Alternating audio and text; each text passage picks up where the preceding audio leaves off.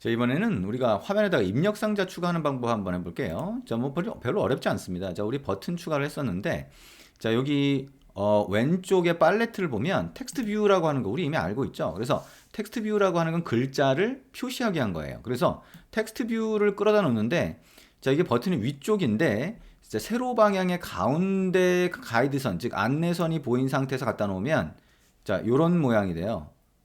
얘가 채워지질 않았네요. 자, 그러면 여러분 직접 연결하시면 됩니다. 왼쪽을 오른쪽 벽과 연결하고, 오른쪽 연결점을 오른쪽 벽과 연결하고, 자, 위쪽 연결점을 위쪽과 연결하면, 자, 이렇게 가서 붙어요. 그럼 얘를 선택해서 아래쪽으로 좀 끌어다 놓으면, 자, 이렇게 얘가 추가가 됩니다. 이게 글자를 표시하는 텍스트 뷰라고 하는 거예요. 그래서 글자가 하나 들어가 있는 거고요. 이것도 마찬가지로 여러분이 크기 같은 걸 바꿀 수가 있겠죠. 자, 그래서 여기다가 테스트라고 하는 글자를 넣으면 테스트라는 글자로 바뀌어요. 얘는 버튼이 아니니까 뭐 눌리거나 하는 그런 행동은 없겠죠. 그죠? 그런 행동을 할 수가 없겠죠. 자, 그러면 아래쪽에 내려서 우리 했던 것처럼 텍스트 사이즈를 한번 바꿔볼게요. 글자 크기라고 하는 거를 30SP로 한번 바꿔보자. 자, 그러면 이런 모양이 만들어진다. 자, 글자가 하나 보이는 그런 모양이 되겠다. 여러분은 실제 그 에뮬레이터나 실제 단말기를 한번 실행을 해보세요. 실행하면서 보면 훨씬 재밌게 볼 수가 있습니다. 자, 왼쪽 위에 팔레트에서 보면 카먼 말고요. 이제 텍스트로 가보면 여기 보면 아래쪽에 줄가 있는 거 있죠. 이게 입력 상자예요. 입력 상자가 종류가 여러 가지가 있어요. 일반 입력 상자가 있고, 그 다음에 패스워드라고 하는 거 선택하면 우리가 글자를 사용자가 입력했을 때 점점점점으로 보이는 거. 그러니까 그 패스워드 비밀번호 입력한 게 보이면 안 되잖아요. 그거를 얘가 자동으로 해줘요. 자, 일단 플레인 텍스트라고 된 거 일반 입력 상자인데요. 자, 요거를 끌어다가 버튼의 아래쪽에다 한번 갖다 놓으면 이렇게 됩니다.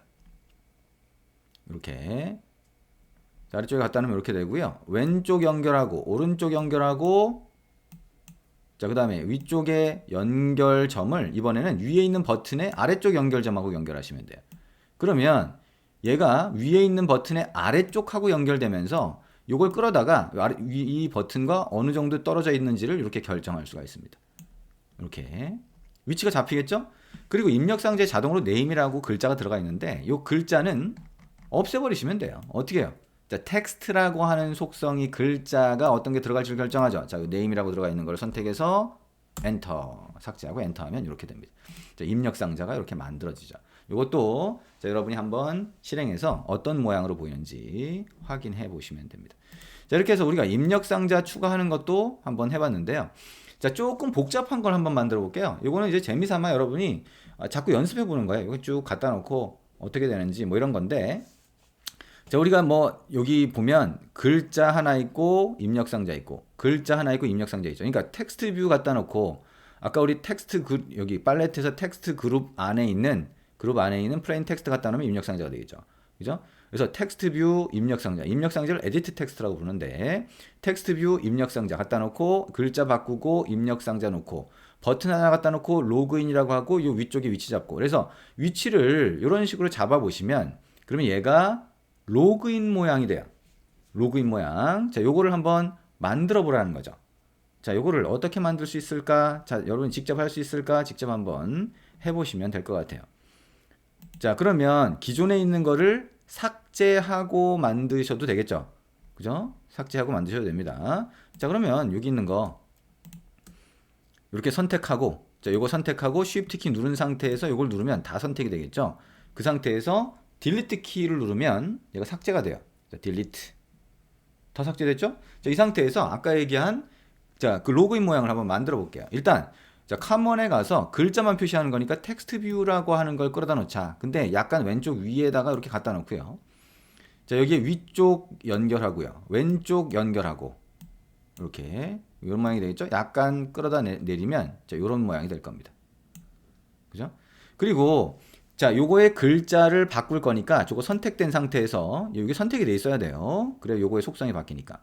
선택된 상태에서 텍스트에다가 자, 뭐라고 할까요? ID. 자, ID. 그 다음에 글자의 크기죠. 자, 그러면 텍스트 사이즈라고 하는 걸 찾아볼게요. 텍스트 사이즈. 자, 텍스트 사이즈 와가지고 자, 30sp. 자, ID. 글자를 좀 크게 했습니다. 그 다음에 자, 요 바깥을 선택하면 그냥 얘를 선택하면 이걸 담고 있는 화면 전체를 차지하는 컨스트레인트 레이아웃이라고 하는 게 선택된다라고 하는 거 주의하셔야 돼요. 그래서 그거에 따라서 뭐가 선택되느냐에 따라서 오른쪽의 속성이 달라진다. 이것 때문에 주의하시는 거죠. 자, 그리고 여기다가 여기 팔레트에서 텍스트 그룹 안에 있는 플레인 텍스트를 끌어다가 이제 요 글자의 오른쪽쯤에 갖다 놓을게요.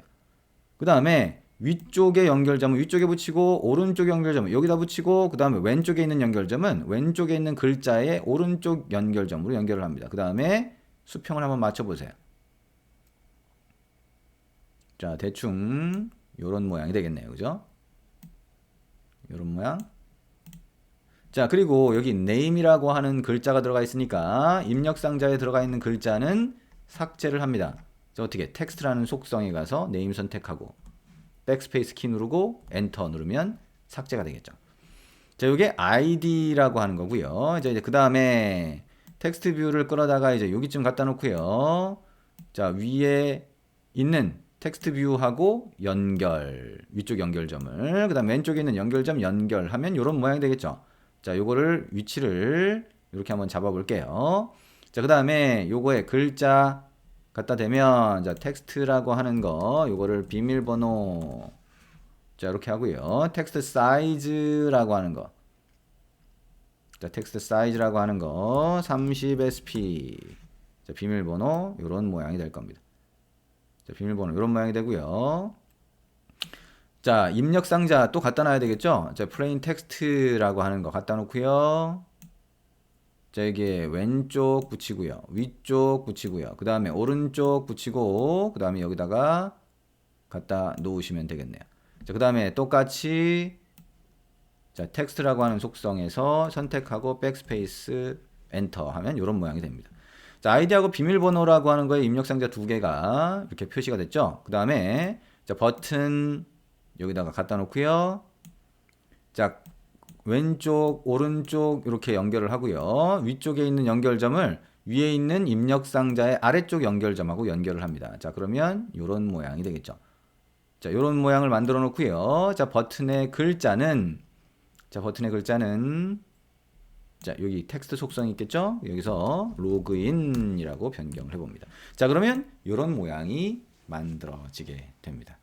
자, 어렵나요?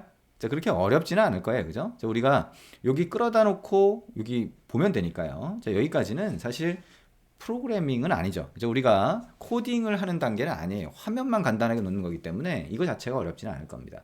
자, 우리가 포토샵 같은 거 이렇게 연습하면 다 할 수 있거든요. 누구나 다 할 수 있는 정도, 그 정도인데, 자, 우리가 이제 연결점 연결해라 하니까 이제 요 과정이 조금 여러분이 신경 써야 되는 부분이 되기는 해요. 근데 자꾸 해보다 보면 이건 누구나 다 합니다.